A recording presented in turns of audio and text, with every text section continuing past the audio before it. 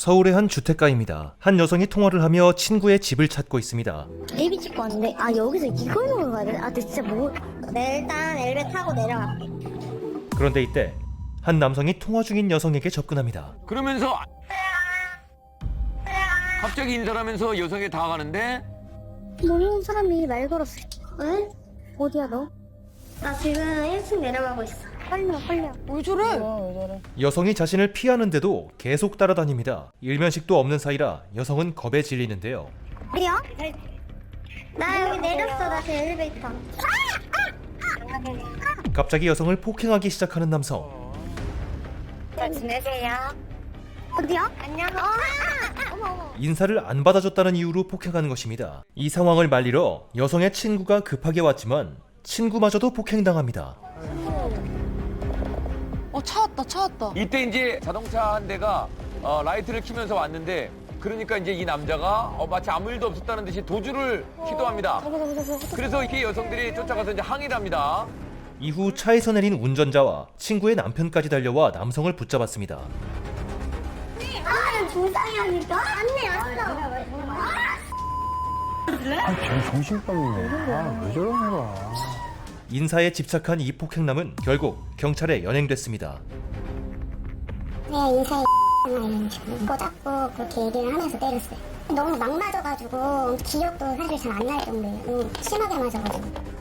기억이 안 나죠. 정신없는데. 기절 안 한 게 다행이에요. 그 일이 있고 나서 이제 집 밖에 나가는 걸 무서워서 그냥 사람이 다 무서워 보이고 계속 잠도 못 자고 뭐 조그만 소리에도 계속 반짝반짝 놀라고. 여성은 정신적 고통과 보복에 대한 두려움을 느끼고 있습니다. 계속 자신이 정상이라고 주장했던 남성은 체포된 이후에 왜 그랬냐는 경찰의 질문에 술에 취해서 기억이 나지 않는다고 대답했다고 합니다. 말도 안 되는 소리. 차라리 저것보다 제가 죄송합니다 하는 게 더 강경이 되지 않나요? 아니 근데 어떤 뭐 병이 있더라도 왜 인사에 저렇게 핑계를 대고 집착을 한 걸까요? 보통 이제 조현병 같은 경우에는 이 반복증이라는 게 있어서 계속 반복된 내용들을 말하거나 행동하는 경우들이 있긴 하거든요. 근데 이 경우에는 거기까지 해당되지는 않는 것 같고요. 일단 자신의 호의를 무시한다는 이런 편입증적인 사고에서 비롯된 것으로 추정이 됩니다. 그런데 이게 무슨 얘기냐면 애초에 공격을 하려고 하던 마음을 갖고 있다가 그 촉발 요인으로 이런 인사라는 것을 건네면서 시작되지 않았나 이렇게 추정이 됩니다. 그런데 저 피해자분들을 더 두려움에 떨게 하는 소식이 들려왔습니다. 뭐냐면요. 경찰에서 수사를 하면서 저 가해 남성에 대해서 도주와 증거 인멸의 우려가 없다라는 이유로 불구속 상태로 검찰에 송치를 한 겁니다. 아니 근데 이게 진짜 우리나라 이거 조금 좀 바뀌었으면 정말 좋겠는데 도주력 없는 게 중요한 게 아니잖아요. 일단 저분들한테 했고 그래서 신고가 됐으니까 저 남자가 보복하려고 찾아올까 봐 저 피해자분들은 얼마나 무섭겠어요. 그렇죠. 그렇습니다. 지금 보시다시피 가해자가 피해자분 중에 한 분의 주거지를 알고 있잖아요. 네. 그렇죠. 인근을 불안감을 가질 수밖에 없는데 이 부분의 입법 공백은 반드시 좀 메워줘야 될 것 같습니다. 근데 그래서 인사에 집착한 저 인사남은 어떤 처벌을 받았나요? 야간에 불특정인을 대상으로 무차별 폭행한 것이므로 징역 8월에서 집행유예 2년 정도의 처벌을 받을 것으로 예상이 됩니다. 부모가 죽으면 산에 묻고 자식이 죽으면 가슴에 묻는다고 하지요. 오늘 함께 이야기할 사건은 억울하게 아들을 가슴에 묻고 아들과 같은 피해자가 나오지 않도록 대한민국의 법을 바꾼 한 어머니의 이야기입니다. 정말 안타까운 이야기 중 하나가요. 내가 아무리 억울한 상황이어도 이것과 싸워서는 이길 수가 없다라는 말을 하는 분들이 계십니다.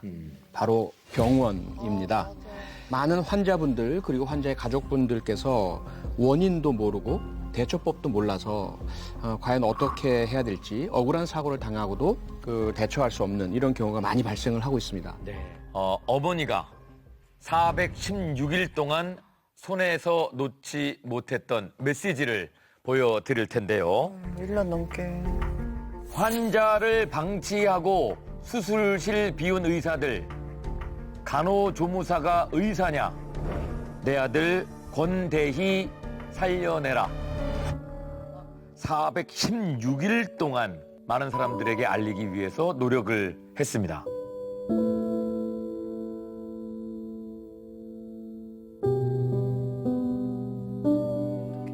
지난 2023년 9월부터 시행된 법이 있습니다. 바로 수술실 CCTV 설치 의무화법.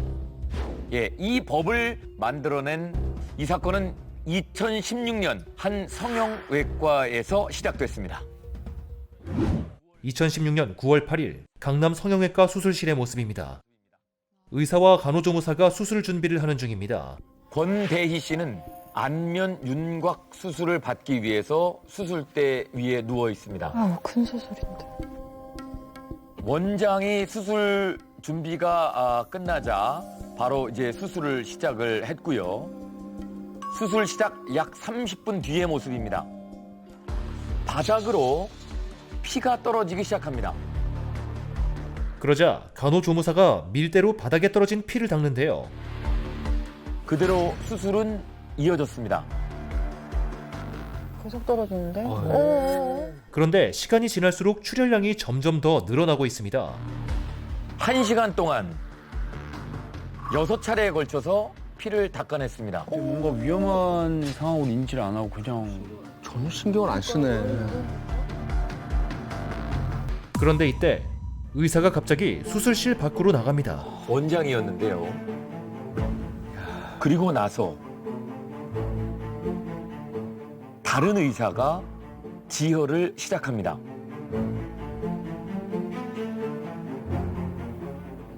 새로 들어온 의사마저 다시 수술실을 나갑니다. 책임을 회피하려고 하는 와, 이 정도면 뭐 거의 도망가는 수준인데. 간호조무사만 남아 지혈을 하고 있는데요. 권대희 씨는 계속되는 출혈에도 의사 없이 수술대에 방치되고 있는 상황입니다.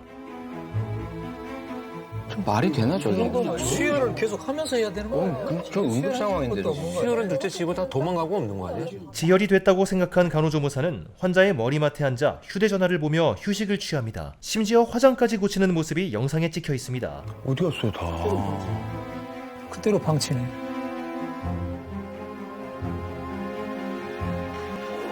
자, 그 결과 아이고, 조금만 참아. 아이고, 우리 집 보배. 조금만 참아. 결국 수술 49일 만에 권대희 씨는 25살의 나이로 사망했습니다. 아유. 25살이었던 권대희 씨가 수술 중 과다 출혈로 인한 저혈량성 쇼크로 사망한 사건입니다. 석연치 않은 부분들이 좀 많아 보입니다. 네, 그렇습니다. 우선 법적인 그 규정과 좀 비교를 해서 말씀을 드릴 텐데요. 우리 의료법에 수술을 할 때에는 그 전에 반드시 수술 동의서라는 걸 받잖아요. 그렇죠. 환자 또는 환자의 보호자에게 담당 의사가 누구인지를 반드시 서면으로 밝히도록 되어 있습니다. 만약에 중간에 수술 담당의가 교체되어야 할 일이 있다면 사전에 반드시 그것도 알리고 동의를 받아야 하거든요. 그런데 보신 것처럼 오랜 시간 동안 자리를 비웠습니다. 그리고 환자에게 또는 보호자에게 아무런 설명이나 고지 없이 의사가 바뀌었습니다. 근데 바뀐 다른 의사조차 계속 있지 않았어요. 수술실을 떠나서 간호조무사만 수술실에 남은 상황 계속해서 오랜 시간 발생한 것, 이것이 가장 큰 문제인 것으로 보입니다. 늘 저랬던 것 같은데요? 네, 이렇게 그 원장 대신 들어온 다른 의사, 소위 유령 의사라고 부르거든요. 의사가 바뀌는 것에 대해서 환자인 대희 씨는 동의도 받지 않은 상태였고요. 게다가 이 유령 의사는 당시 의사 면허를 취득한 지가 6개월밖에 되지 않았다고 합니다. 경험도 많지 않은 의사가 환자의 동의도 없이 대리로 들어온 상황이죠. 설령 수술 중 잠깐 자리를 비웠다 하더라도 이제 바로 돌아와서 환자의 상태를 확인해야 되는데요. 대희 씨가 수술을 받을 당시에 담당의인 원장은 약 7시간 수술 시간 중에 총 5시간가량을 자리를 비웠다고 합니다. 이 대희 씨의 수술 장면을 다른 성형외과 전문의가 한번 보시고 네. 의견을 구해봤는데요. 그분의 의견 한번 들어보실까요? 지금 의사가 들어오는데 가운을 입고 들어와요. 그다음에 와서 글러브만 바깥 끼우는 거잖아요. 그럼 다른 데서 수술하다 오는 거거든요, 지금요. 아, 그러니까. 여러 수술을 동시에 진행했을 수도 있다는 의혹이 있는 겁니다. 당시 수술을 담당한 마취의 이야기를 들어보겠습니다. 그 당시에 수술방이 여러 개가 열려 있었거든요. 여러 개가 열려 있었는데 그때 당시 3개가 열려 있었어요. 3개가 열렸다는 건 3개가 동시에 수술하고 있었다는 뜻이에요? 그러니까 이제 그게 이제 그 준비는 동시에 수술이 이루어질 수 있는 게 아니고 일단 제가 세팅을 해놔요. 이 방 있고 이 방하고 그 다음 방하고 이렇게 세팅을 해놓으면 원장이 오셔가지고 여기를 끝내면은 그 다음 방 넘어가서 수술을 이어서 하고. 이 마취의 이야기는 원장은 대희 씨의 수술이 끝나지 않은 상태에서 소위 말하는 유령 의사에게 대희 씨의 수술을 맡기고 수술실을 나갔다는 얘기입니다. 안 네, 끝났잖아요. 수술 담당 의사였던 원장은 수술실을 나가서 권대희 씨가 아닌 2명의 다른 환자를 동시에 수술하고 있었던 겁니다. 그렇게 원장은 약 7시간 중에 5시간가량 자리를 비웠던 거죠. 예. 수술 담당인 원장이 자리를 비우는 바람에 권대희 씨의 생명을 앗아간 치명적인 문제가 또 발생을 하게 됩니다. 바로 출혈량인데요. 네. 그 수술 중에 대희 씨가 흘린 피 총량이요. 무려 3,500cc 였다고 말씀드렸었잖아요. 그런데 이제 성형외과 전문의들에 따르면 보통 안면 윤곽 수술 시에 발생하는 출혈량이 평균 약 200에서 300cc 정도라고 합니다. 이것은 일반 출혈량의 10배가 넘는 수치입니다. 그럼 알 텐데. 네, 성인 남성의 총 피 혈액량이 약 5리터에서 6리터 사이거든요. 그러면 이 3,500cc라는 것은 전체의 약 70% 가까이의 피가 전부 몸 밖으로 빠져나간 상황입니다. 이 상황에서 수혈도 제때 이루어지지 않았던 것이죠. 국가수의 부검 결과서에도 보면 수술 중 출혈이 심해서 결국 쇼크가 왔다라고 명시되어 있습니다.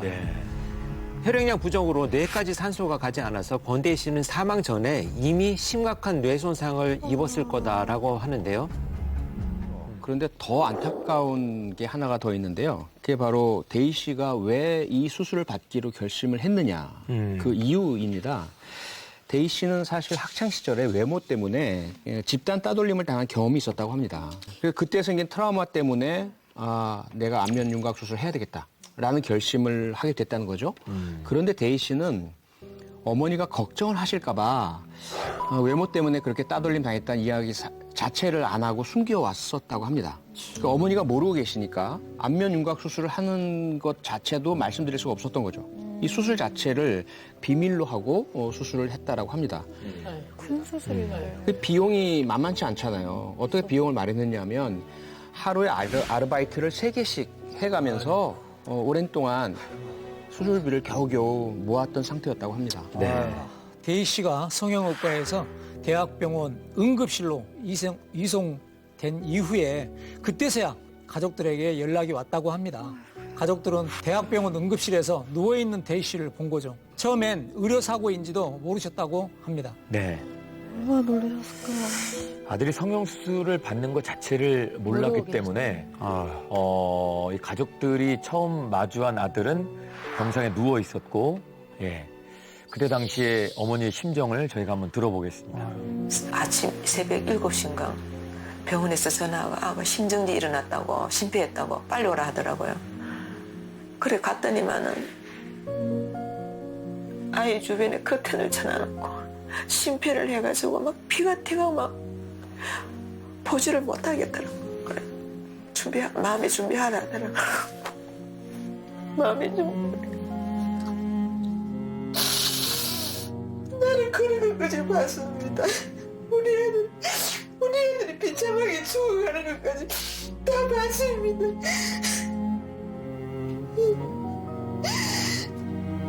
우리 아이가 비참하게 죽어가는 거지. 우리 죽었는데.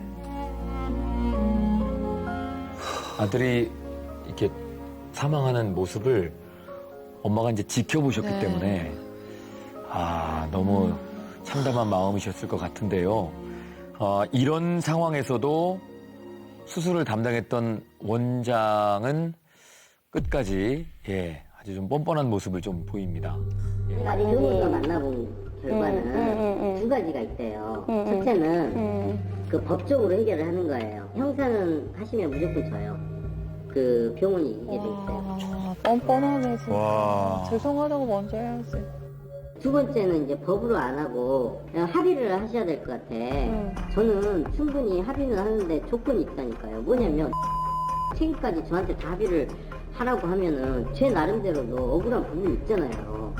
일단은 제가 100% 하면 안 돼. 형사소송 대신 합의를 원하지만 100% 책임 안 지겠다는 입장입니다. 하지만 권대희 씨의 어머니는 소송을 결정했고 이에 대해 담당 검사가 한 얘기를 들어보시겠습니다.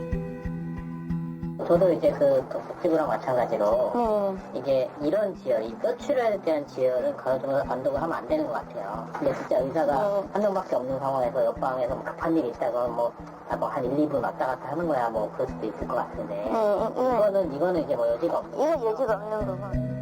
담당 검사는 의료법 위반으로 판단된다고 얘기했는데요. 그리고 어머니는 의료 전문기관 6곳에서 당시 원장의 행동을 의료법 위반으로 볼 수 있다는 감정을 받아 검찰에 증거로 제출했습니다. 어머니의 이 힘든 싸움은 3년 동안 계속됐는데요.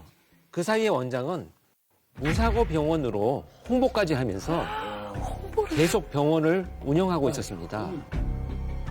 3년간 소송이라고 이야기가 나왔지 않습니까? 근데 그 3년이라는 시간이 사실 이런 이제 소송 당사자에게는 엄청나게 긴 시간이거든요. 그렇죠. 피가 마르죠. 우리 아이가 누구의 잘못으로 어떻게 이런 억울한 죽음을 당했다는 너무나 상식적이고 간단한 사실조차 인정받기가 너무 힘들다는 거예요. 특히 이제 진행을 하다 보면 주변에 어떤 이야기가 나오냐면 이제 어머니에게 왜 소송을 하느냐, 얼마나 돈을 더 받으려고 하느냐, 이런 식의 이야기를 이런저런 경로로 막 하게끔 만들어요. 세상에. 주변의 시선에 대해서 가슴을 열어서 보여줄 수도 없고요. 여기 또 하나는 이 부모님이 자기 잘못이라는 느낌을 갖게 됩니다. 부모의 마음이. 자책감을 느끼거든요. 그 3년이라는 기간은 하루하루가 그야말로 10년 같고 20년 같고 너무나 힘들고 어려운 기간입니다. 그 모든 노고를 아끼지 않으시고 잠도 안 주무시고 노력을 하셨는데 3년 만에 어머니는 충격적인 소식을 듣게 됩니다. 검찰이 이 원장의 의료법 위반에 대해서 증거 불충분으로 불기소 처분을 하고 업무상 과실치사 혐의로만 기소를 했다라는 청천벽력 같은 소식이었습니다. 친구가 저렇게 아니, 많은데. 3년 동안 증거를 얼마나 많이 모으셨었을 거고 너무 의료사고인 게 뻔히 보이는데 증거 불충분이 뭐 말도 안 되는 소리라는 게 이해가 너무 안 되는데요? 그냥 처벌로만 보자면 업무상 과실치사도 충분히 벌을 내릴 수는 있다고 이야기할 수는 있을 거예요. 문제는 뭐냐면요. 당시의 의료법 규정상 업무상 과실치사 혐의로 유죄가 선고된다 하더라도 의사 면허에는 전혀 지장이 없습니다. 반드시 의료법 위반으로 금고형 이상의 형을 받아야만 의사 면허 취소가 가능합니다. 네, 여기서 정말 이 사건에 대해서 더욱 분노할 만한 반전이 있습니다. 알고 보니까 이 불기소 처분을 내린 검사와 성형외과 원장이 선임한 변호사 둘 다 의사 출신 법조인이었었는데요. 두 사람은 같은 학교 의대 동기였었고 같은 해 사법고시를 패스한 사법연수원 동기이기도 했습니다. 그리고 불기소 처분을 내린 이 검사는 앞서 들으셨던 녹취록에서 최초의 의료법 위반으로 보인다라고 말했던 바로 그 검사였습니다. 진짜요? 어머. 그뿐만이 아니었습니다. 심지어 원장 측 변호사는 과거 검사 시절 면직을 당한 적이 있었는데요. 그때 해당 검사가 원장 측 변호사의 법률 대리인으로 면직 처분을 취소해 준 적도 있다고 합니다. 원장 측 변호사는 한 라디오 방송에서 검사와의 친분을 자랑하기도 했습니다. 이러한 의혹이 불거지자 변호사는 검사와 사건 이야기는 거의 하지 않는다며 저는 친구도 못 만나겠네요 라고 항변했다고 합니다. 심지어 그 사건을 담당했던 경찰의 진술을 들어보면 담당 검사가요 자신에게 무면허 의료 행위는 빼고 업무상 과실치사 혐의로만 사건을 나한테 송치해라 이렇게 지휘를 했다고 증언을 했습니다. 검사한테까지. 자기가 불기소를 하면 책임을 떠맡게 되니까 경찰에게 그 부담을 떠넘긴 것으로 보여집니다. 근데 검사가 불기소 처분을 내렸으면 그걸로는 고소를 못 하는 거예요? 검사가 불기소 처분을 내린다고 끝은 아닙니다. 방법이 있습니다. 첫 번째 방법은 그 검사보다 위에 있는 상급기관인 고등검찰청에 항고를 할 수가 있습니다. 그래서 이 어머니께서요, 검찰의 반쪽짜리 기소 처분은 부당하다라면서 항고장을 접수했습니다. 그런데 고등검찰청에서는 항고를 기각했습니다. 아마 들어보셨을 거예요. 검찰의 진짜 힘은 기소가 아니라 불기소에서 나온다라는 그런 말이 아마 여기에서 나오는 것 같습니다. 여기가 끝은 아닙니다. 마지막 하나의 방법이 또 있습니다. 법원에 재정 신청을 할 수 있는 제도가 있습니다. 재정 신청. 예, 마지막 남은 카드죠. 예. 이 재정 신청이라는 게 뭐냐면 이 검찰의 부당한 불기소 처분 바로잡아 주십시오라고 법원에 공소를 명령해 달라고 신청하는 제도인데요. 문제는 그 당시만 해도 통계를 다 내보니까 재정 신청이 인용되는 받아들여질 확률 0.3%에 불과했습니다. 1%도 안 되네요. 네. 0.3%. 정말 최후의 수단이다. 0.3%에 낙타가 바늘구멍 들어가는 확률을 예. 뚫어내야 하는 상황이었던 것입니다. 1000번 중에 3번 정도. 네. 예, 그런 확률인 거예요, 지금. 그러니까 거의 안 된다고 봐야 되는 거죠, 지금. 네. 그럼에도 불구하고 데이 씨 어머니는 포기하지 않았고요. 그 0.3%의 확률을 믿고 재정 신청을 했습니다. 네. 그 결과 법원은 데이 씨 어머니의 재정 신청을 받아들였습니다. 제발. 진짜 대단하겠다. 결국 원장에겐 업무상 과실치사 및 의료법 위반이 적용됐습니다. 업무상 과실로 인해 20대의 피해자가 사망하고 유족들이 매우 큰 고통을 받게 된 점, 피해자의 활력 징후가 극히 비정상인 상황임에도 공장식 수술 라인을 돌리느라 골든타임을 놓친 점 등으로 성형외과 원장에게 징역 3년에 벌금 1,000만 원을 선고했습니다. 그리고 마취 담당의에게는 금고 2년에 집행유예 3년과 벌금 500만 원, 유령 의사는 금고 10월에 집행유예 2년, 벌금 1,000만 원을 선고했습니다. 간호조무사에 대해서는 선고를 유예했습니다. 아니 사람이 죽었는데 벌금이 1,000만 원이면 저 사람들은 공장식으로 돌렸으면 돈을 얼마나 많이 벌었는데 너무 약한 거 아닌가요, 처벌이? 근데 지금 제일 중요한 게 그 의료법 위반이면 면허가 취소된다 했잖아요. 일단은 앞으로 그런 일을 안 해야 되는 사람이거든요. 그렇게 잘 됐나요? 그래서 그 어머니도 사실을 확인하기 위해서 정보 공개 청구를 신청을 했습니다. 그런데 거절을 당했습니다. 왜요? 그러니까 그 개인정보와 관련된 내용이고 사건과 관련된 내용이 이미 처벌받았기 때문에 결과까지는 가족에게 알려줄 의무가 없다는 거죠. 사실은. 그래서 피해자의 유가족조차도 원장이 어떻게 됐는지 모른다는 게 정말 안타까운 상황이 돼버린 거죠. 그런데 더 마음이 답답해지는 건 만약 의사 면허가 취소가 됐다고 하더라도요. 3년이 지나면 재교부 신청을 할 수가 있습니다. 취소됐다고 하더라도 3년간 정지된 상태라고 봐야 되는 겁니다. 아니 지금 그러면 이거 어디서 또 하고 있을 수 있잖아요. 지금 다른 어느 병원에서도 또 저렇게 하고 있을 수 있는 거잖아요. 그렇습니다. 저렇게 그냥 단순 실수도 아니고 그야말로 사람이 죽거나 말거나 하는 형태로 청춘을 완전히 앗아간 저런 범죄 행위에 대해서 지금 우리 법원에서 내린 판결은 너무 가볍고 미약하다. 특히 의료 면허를 다시 발급해줬다면 의료계 전체에 대한 신뢰를 떨어뜨리는 그런 제시고 감사하기 아닌가라는 이제 생각이 들고요. 제가 사실 이 사건 당시에 이제 국회에 있었고 CCTV 수술실 의무화에 대해서 많은 주장도 하고 나서고 피해자 어머님 도와드리고 하긴 했는데 그 어려움을 많이 겪었어요. 왜냐하면 의사분들은 저런 일개 몇몇을 제외하고는 정말 헌신적으로 일하시고 국민의 생명을 지키기 위해서 노력하시는 분들이시잖아요.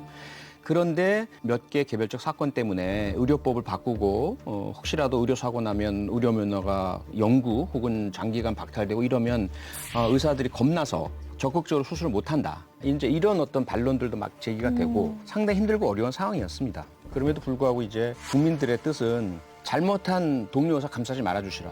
좀 오랫동안 의사 자격 박탈하도록 해달라라는 이제 국민적 요구가 있어서 국회에서 받아들였고 2023년 9월부터 대한민국 모든 의료기관의 수술실에 CCTV 설치를 의무화하는 법안이 시행되게 되었습니다. 그래서 우리가 이 법을 권대희법으로 부르고 있습니다. 네. 모두가 다 이제 권대희 씨의 희생과 권대희 씨 어머니의 그런 멈추지 않는 노력 덕분이었습니다. 세상에 어머니 진짜 너무 대단하시고. 아, 근데 참 그 병원을 상대로 뭐 피해를 입어도 구제를 받기 어렵다라는 얘기 자체가 마음 참 씁쓸하게 하는데요. 이번 사건을 어떻게 생각하시는지 궁금합니다. 저는 기본적으로 의사만의 문제는 아니라고 생각을 하고요. 대한민국이 늘 제가 보고 느낀 건 엘리트들이 망친다. 경찰은 경찰을, 검찰은 동료 검사를, 판사는 또 동료 판사를, 의사는 또 동료 의사를 감춰주고 인맥으로 학맥으로 아는 사람끼리만 끼리끼리 하면 나라가 무슨 필요가 있고 헌법 법률이 무슨 필요가 있습니까? 그리고 다른 분들은 힘없고 능력 없고 공부 못한 사람만 그렇게 억울하게 사는 거지 뭐 이런 반감을 가지고 살아가는 나라가 돼서는 안 되지 않습니까? 그래서 이번 사건을 계기로 해서라도 전문 직종 다른 사람보다 더 많은 권한과 지위를 가지고 있는 분들 부디 제발 자기 동료 감싸지 마시고 좀 정의롭게 있는 그대로 국민들의 신뢰에 배반하지 않았으면 좋겠습니다. 네. 그러니까 결국 전문적인 분야들에서 일어나는 어떤 잘못들이 있을 수 있습니다. 이 잘못들을 한 개인과 피해자의 가족들만의 책임으로만 놓아둘 것이 아니고 국가에서 지원해 줄 수 있는 기능들을 만들어가지고 공동체가 같이 살아갈 수 있는 방안들을 찾아야 되는 것이 지금의 시점이 아닌가 하는 생각이 듭니다.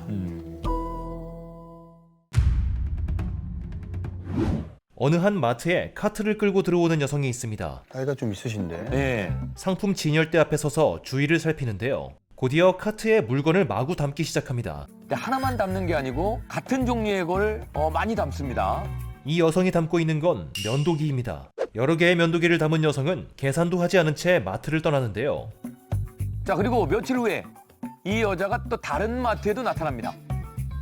저기도 면도기다. 여기서도 장바구니에 면도기를 담습니다. 근데 너무 무섭다 면도기는. 과자로 딱 덮는다. 그런데 다른 물건을 담아 면도기를 숨깁니다. 그리고 또 면도기를 가방에 옮겨 담아서 가지고 나갑니다. 면도기 이렇게. 이번에도 역시 계산은 하지 않았습니다. 지금 화면에 면도기에 집착한 여성은 75세의 고령의 여성인데 약 2년 동안 서울과 경기도 일대 마트 9곳을 돌면서 상습적으로 고가의 면도기만 훔친 사건이었습니다. 아, 고가. 이 여성이 훔친 면도기 세트는 무려 168개였습니다. 자, 일단 그 한 마트 점주가요, 면도기 세트가 계속 사라지는 것을 알아채고 전국에 있는 마트 연합 단체 채팅방이라고 있답니다. 여기에 주의하라고 메시지를 보내서 올렸고요. 또다시 면도기 세트를 훔치려고 나타난 이 여성을 알아본 마트 직원들의 신고로 체포가 된 겁니다. 위험하네. 꼬리가 길어서 결국에는 잡혔네요. 그렇습니다. 그런데요, 체포하고 나서 보니까요, 이 여성에게는 매우 충격적인 과거가 있었습니다. 1974년, 면도기 등 생필품을 훔친 혐의로 입건된 것을 시작으로 해서요, 같은 혐의로 총 17년을 감옥에서 보냈고요. 면도기를 훔쳐서요? 네. 안 고쳐지는구나. 총 전과 62범. 62범이 돼요? 상습 절도범이라는 것이 밝혀진 겁니다. 그 당시에 수사진도 그렇고 검찰 법원도 다 그런 판단이 들어서요. 정신과 병원에 이제 진단 의뢰를 했습니다. 그랬더니 나온 진단이 병적 도벽. 절도광이라는 클렙토마니아라는 질환이 있습니다. 이 질환이라는 진단이 내려졌거든요. 이게 습관적인 절도 혹은 뭐 상습 절도와 이 병적인 절도에는 4가지의 차이가 있어요. 하나는 물건의 가치가 아니라 절도 행동에 더 중점을 둡니다. 두 번째는요, 병적 도벽은 절대로 공범이 없습니다. 혼자서만 행하고요. 세 번째는 병적 절도는 계획 범죄가 없습니다. 순간적인 충동에 의해서 행합니다. 그래서 여기에서 하나라도 어긋나면 이거는 아무리 병적 도벽을 가장하더라도 아닌 거고요. 네 번째 마지막은요, 이 사람의 생활 전반을 조사를 해봐야 돼요. 그러면서 평상시에는 불안, 우울, 초조감 등으로 정상적인 생활을 못합니다. 그러다가 이 충동이 강해졌을 때 눈에서 보이는 것을 견물생심으로 절도를 하고요. 그 절도 행동을 통해서 순간적인 만족감과 쾌감을 느낍니다. 그리고 나서 조금 시간이 흐르면 다시 자신에 대한 자책감, 그리고 자괴감, 내가 이것밖에 안 되나? 죄책감, 이런 것들로 무척 괴로워하고요. 그러다 다시 만성 우울, 초조감, 불안감으로 빠지거든요. 과연 이 사람이 그러한 상태였는지 아닌지, 이걸 이제 판단을 한 정신과 병원에서 병적 도벽이라고 그런 진단을 내렸던 것이고요. 그 결과 치료 감호소에 수용되어서 1년간 병적 도벽에 대한 치료를 받기도 했습니다. 왜 그렇게 근데 면도기에 집착을 했던 걸까요? 네, 가족의 말에 따르면요. 여성은 젊은 시절에 남편에게 가정폭력을 당했다고 합니다. 그때 면도칼로 위협을 받았던 것 같고요. 젊은 시절 남편에게 면도칼로 위협받던 기억이 트라우마로 남았던 게 아닌가 싶습니다. 자신을 괴롭힌 도구를 눈앞에서 치워야겠다는 생각이 집착으로까지 이어지고 도벽이 됐을 가능성이 있어 보입니다. 야, 그렇게까지 될 수 있어요? 남편이 혹시 또 이걸 사갖고 올까봐 하는 생각에 이거를 못 사게 치워놔야 되겠다.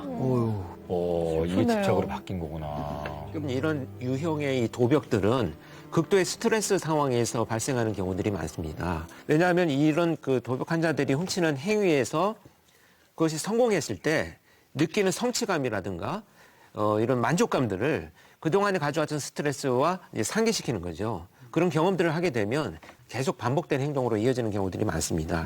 특히 이 범죄자 같은 경우에는 치매가 오면서 과거의 그런 상태로 퇴행하지 않았나 이렇게도 보여집니다. 아, 그래요? 아까 보니까 연세가 75세고 치매까지 있으신데 그럼 체포 이후에 이 할머니는 어떻게 되는 건가요? 네, 고령의 치매까지 앓고 있는 점을 고려해서 아마 기소유예 처분을 하되 치료 감호를 청구해서 격리 및 치료를 진행했을 것으로 예상이 됩니다. 네, 아마 국가에서는 이런 치료 감호를 통해서 증상 자체에 대한 그런 회복 치료를 도모해 줘야 될 것 같고요. 가족들 역시 좀 할머니에 대한 관심을 좀 많이 가지고 좀 따뜻하게 배려도 하고요. 함께 지내고 돌봐드리고 그래서 국가와 가정이 함께 노력을 해서 이 할머니에 대한 상태가 좀 나아질 수 있도록 노력을 해야 될 것 같습니다.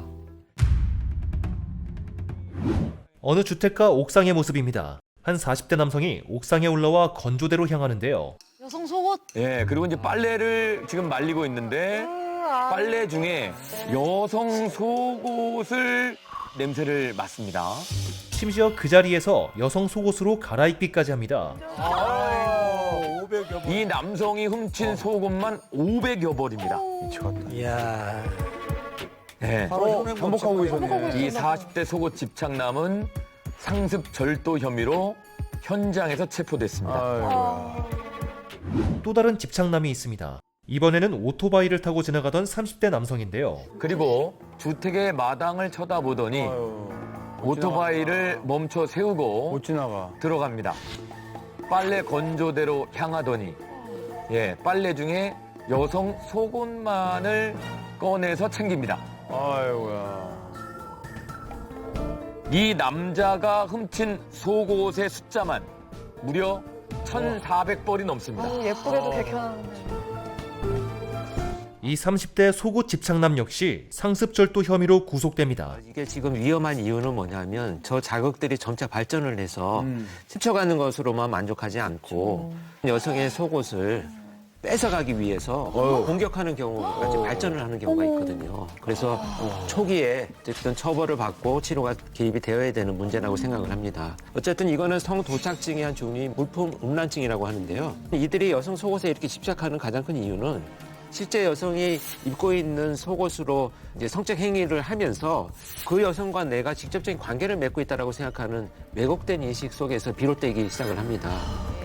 이런 것도 성범죄로 처벌해야 하나요? 아니면은 성범죄로 처벌을 해야 하지 않을까요? 네, 왜냐하면 속옷 주인도 너무 수치심이 드니까. 그렇죠. 피해자 입장에서 볼 때는 반드시 이건 당연히 성범죄죠. 성적인 수치심 에 대한 상당히 심각한 침해이고요. 성적 자기결정권에 대한 심각한 침해죠.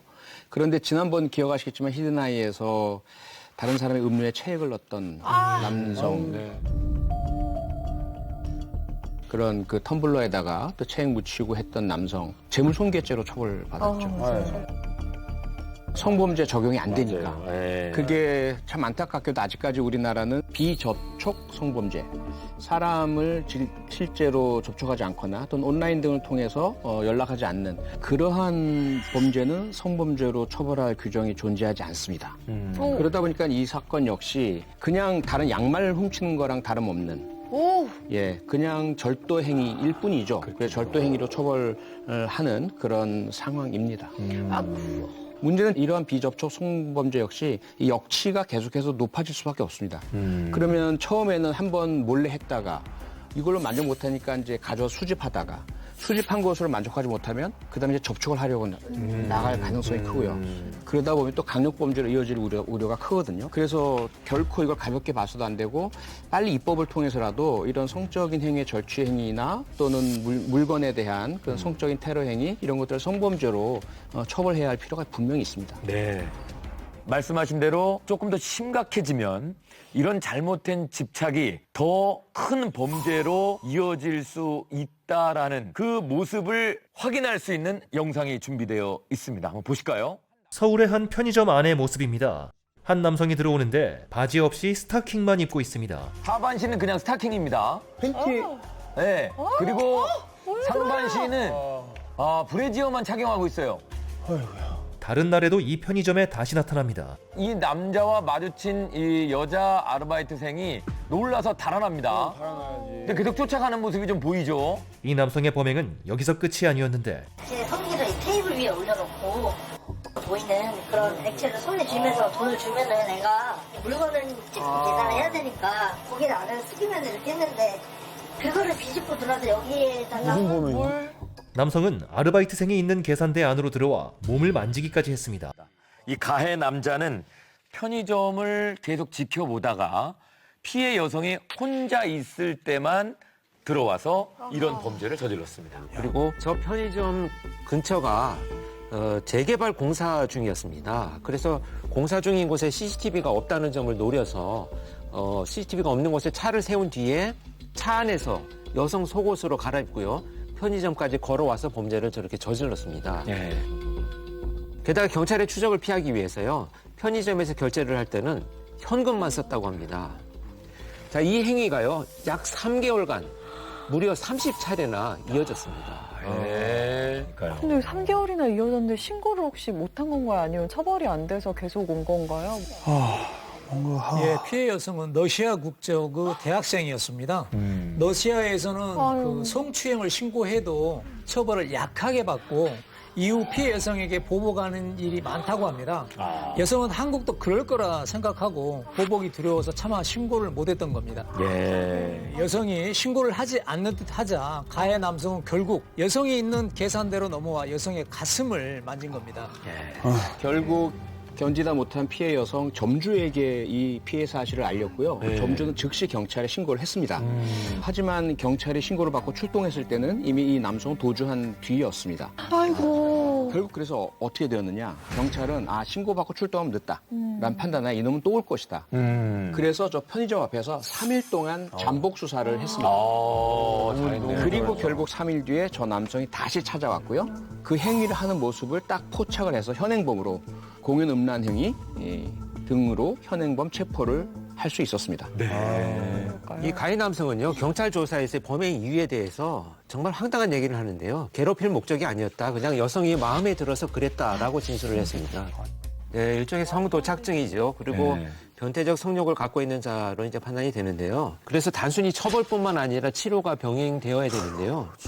왜냐하면 이런 행위를 상호작용이라고 생각을 해서 왜곡된 관계로 인식을 하게 되면 상대방이 거절을 하거나 신고를 했을 때 정말 끔찍한 보복범죄로까지 이어지는 경우들이 많이 있었습니다. 그래서 반드시 처벌뿐만 아니라 치료까지 개입이 되어가지고 본질적인 원인 해소가 되어야 되겠다 이렇게 봅니다. 근데 저분도 딱 보니까 처음에 속옷을 훔치고 자기가 입는 거에 만족을 하다가 더 발전한 것 같은 느낌이 들어요. 위아래 속옷을 입고 있는 거 보면.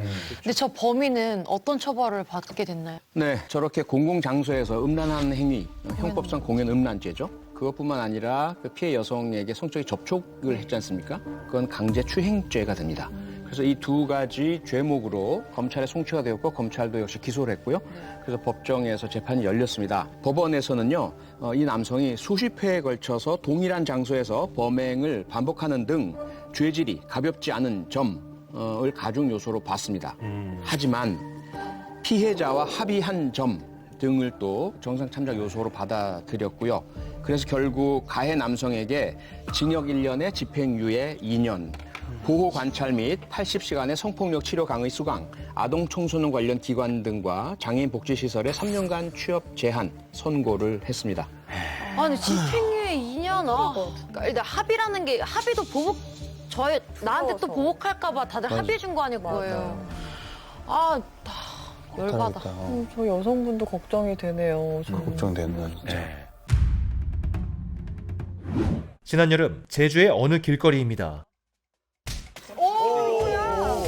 지금 반팔 입은 사람이 양복 입은 사람에게 막 주먹을 날리고 있습니다. 막았어요 근데. 양복을 입은 남성은 반격하려다 참는 모습인데요. 이 양복 입은 남자가 주먹을 삭삭삭 잘 피하죠. 저게 쉽지 않아요. 네. 대응을 안 하고 잠시 후에 신고를 받고 경찰이 출동합니다. 가해자는 경찰에게까지 시비를 거는데요.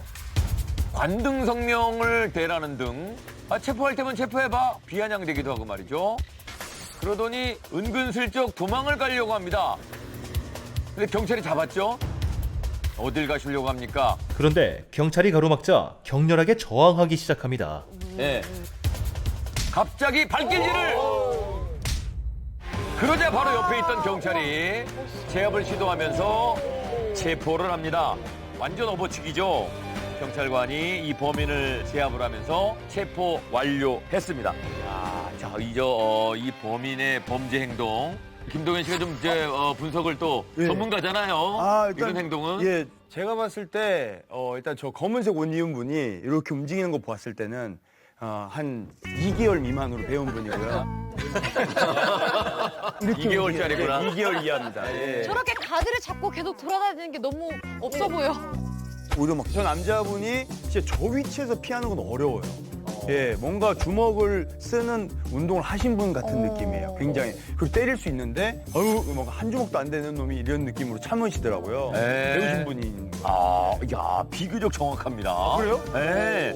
지금 저 영상 속에 양복을 입고 있었던 남자분은 한 건물의 경호 업무를 맡고 있는 분이었다고 하네요. 배우신. 큰 싸움이 안 되게끔 자제하는 느낌. 네, 이 사건은 올해 7월 제주도에서 일어난 사건이었습니다. 그런데요, 저 남성으로부터 피해를 당한 사람, 영상 속에 나오는 저 양복 입은 남자분만이 아니었습니다. 시비를 여러 사람한테 걸었나 보네요. 네, 이 상황을 말리려고 여러 시민들께서 접근을 하셨거든요. 근데 그 접근한 시민들께 저 남자가요, 주변에 있던 소주병을 들어 깨가지고 깨진 소주병을 휘두르면서 위협을 가했다고 합니다. 그거는 더 큰 일. 다행히 크게 다친 사람은 없었지만 자칫하면 큰 인명 피해로 이어졌을 수도 있는 상황이었습니다. 근데 시비는 왜 건 거예요, 그러면? 예, 경찰 조사 과정에서요. 이 가해 남성은 술에 취해서 그랬습니다. 이런 말을 하기도 했는데요. 사실 이렇게 변명으로 시작하는 것은 비난받을 행동이라는 것을 자신이 충분히 알고 있다는 의미를 갖고 있기도 합니다. 그래서 술에 취해 있었다는 이 남성은요, 길에서 담배를 피우던 피해 남성을 보고 갑자기 담배를 끄라면서 이렇게 욕설과 시비를 걸었다고 합니다. 그리고 뭐 나를 때려도 감방에 가지 않는다, 체포해봐라, 이런 식으로 시비를 걸면서 경찰관을 폭행하기도 했습니다. 이 가해 남성은 체포된 뒤에도 경찰차 문을 발로 꽝꽝 차는 등 분노를 조절하지 못하는 모습을 보였다고 합니다. 네, 이 사건은 7월에 발생했기 때문에 현재 아직까지 결과는 안 나왔고요. 경찰에서는 특수폭행죄, 공무집행방해죄 이 두 가지 혐의를 적용을 했습니다. 변호사들의 의견에 따르면 아마도 징역 1년형 정도가 나오지 않을까. 그런데 만약에 피해자께서 합의를 해주신다면 집행유예형도 예상이 된다고 해주지 합니다. 마세요. 그러니까 해주지 마세요. 혼나봐야 돼. 진짜 안 했으면 좋겠다. 그러게요.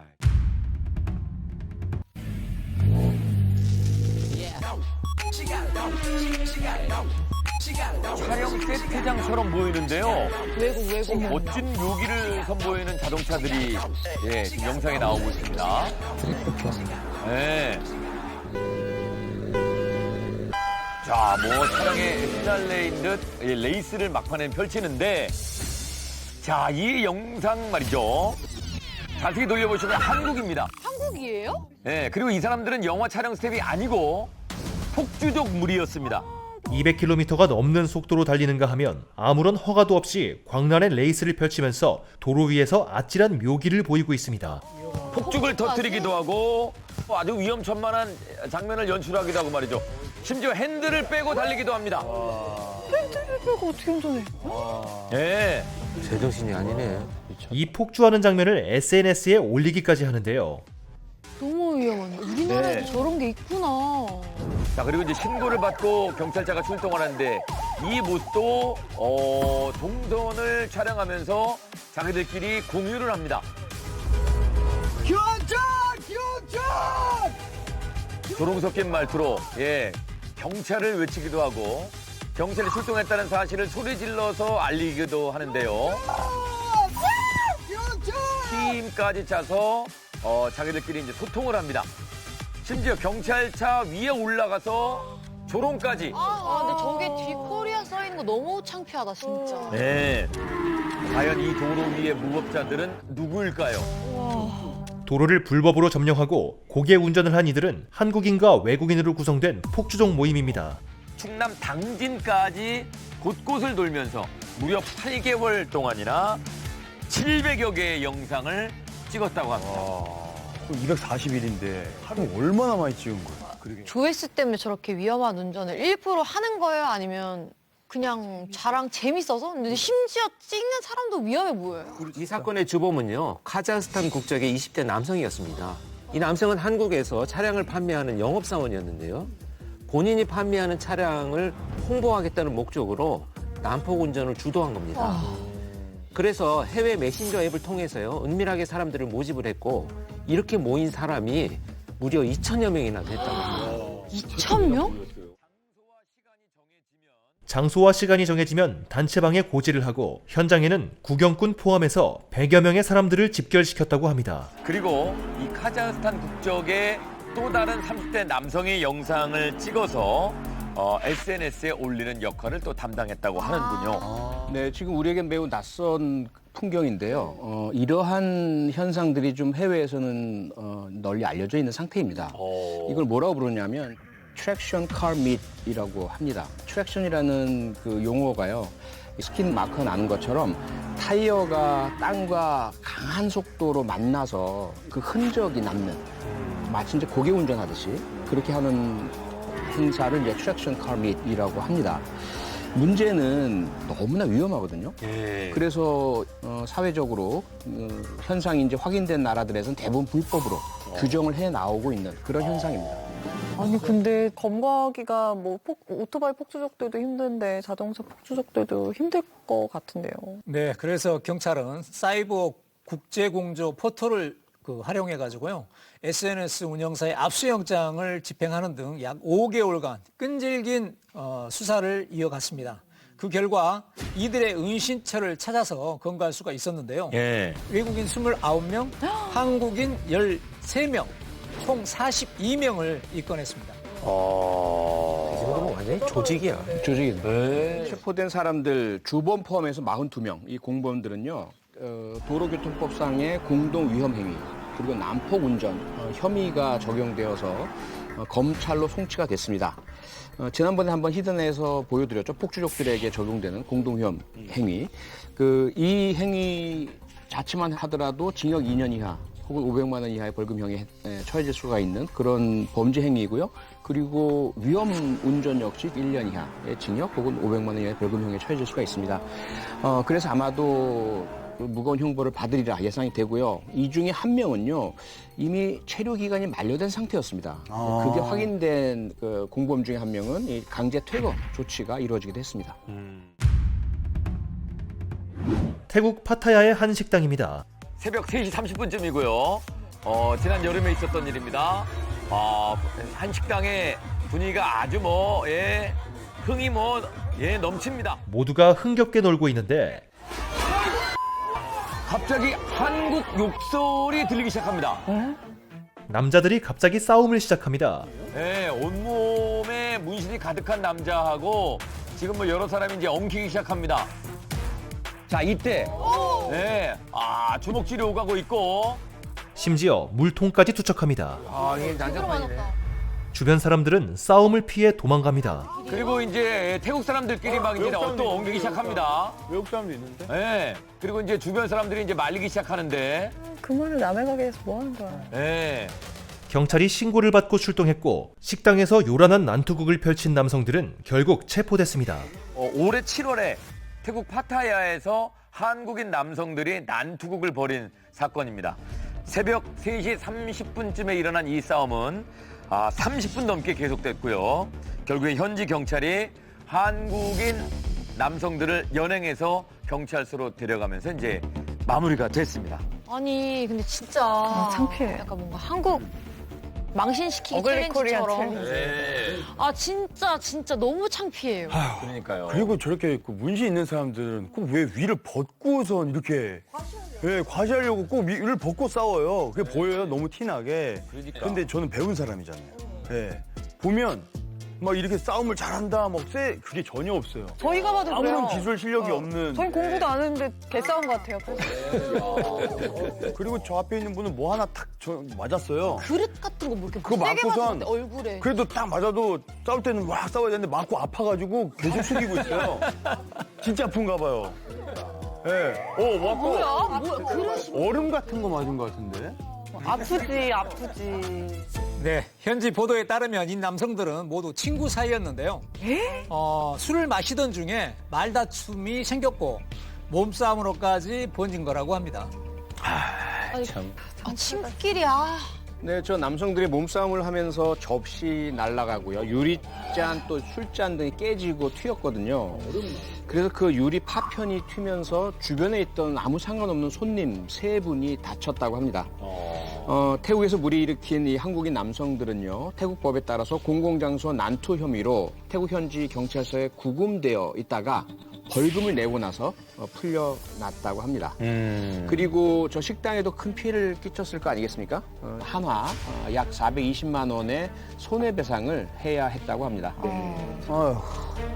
손해배상은 해줬지만 이게 한국에 대한 이미지가 안 좋아졌을 것 같아서 제가 다 죄송하고 너무 창피하네요. 대한민국 제1호 프로파일러 권일용, 한국의 셜록 홈즈라 불리는 경찰학자 표창원, 그리고 수십 년간 현장 경험을 쌓은 강력계 형사 이대우의 예리한 시선을 담은 히든아이는 MBC 에브리원에서 방영 중인데요. CCTV, 경찰 바디캠, 블랙박스 등 영상에 포착된 범죄 사건의 충격적인 비하인드 스토리를 파헤치는 범죄 분석 코멘터리 쇼로 한 가지 사건을 대한민국 범죄 전문가 3명의 시각으로 소개함으로써 범죄에 대한 이해도를 높이는 동시에 효과적인 예방법까지 소개합니다. 언제, 어디서, 누구에게 일어날지 알 수 없는 다양한 범죄 사건을 다루는 히든아이, MBC에서 시청해보시길 추천해드리며 영상 마무리하겠습니다. 감사합니다.